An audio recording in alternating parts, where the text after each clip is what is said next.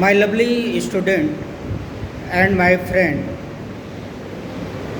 आज missile man APJ Abdul Kalam का जन्मदिन है, जिसको वाचन प्रेरणा दिवस के रूप में मनाया जाता है।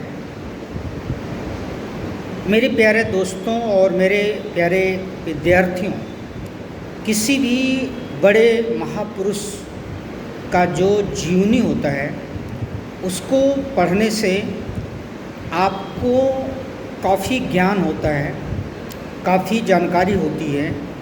उनके जीवन की जो संघर्ष है वो हमें आपको पता चलता है।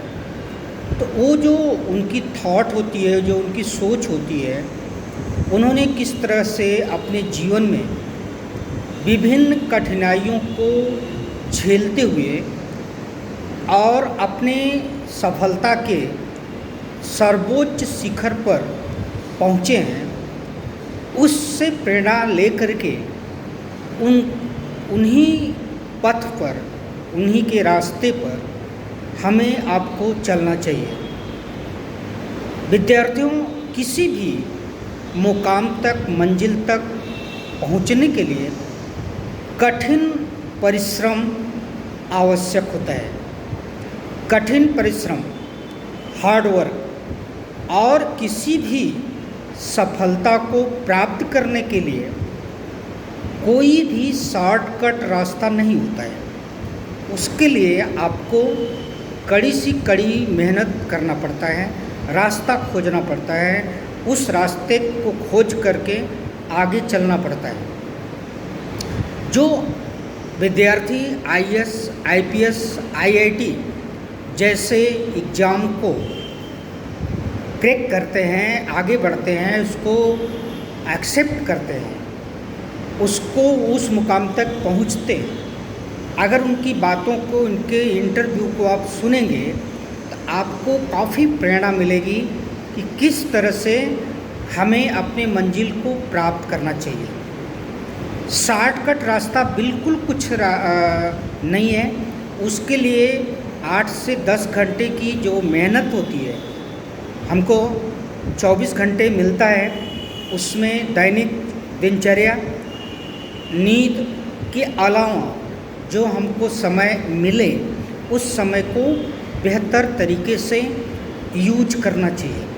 अगर आप लोग अपनी मेहनत से अपनी मंजिल को पाना चाहते हैं तो कठिन से कठिन आपको मेहनत करना पड़ेगा। बिना मेहनत का ईश्वर भी उसी की मदद करता है जो अपना मदद स्वयं करते हैं। इसलिए भाग्य भी साथ देता है, लेकिन कहा गया है ना कि काम से ही भाग्य बनता है। तो अगर आप काम करेंगे तो निश्चित रूप से आपका भविष्य उज्जवल होगा। इसलिए महापुरुषों के जन्मदिन को अच्छे से सेलिब्रेट करने के अलावा उनके विचारों को, उनकी बातों को अच्छे से समझना चाहिए और समझ करके अपने जीवन में अमल करना चाहिए, अपने जीवन में उतारना चाहिए।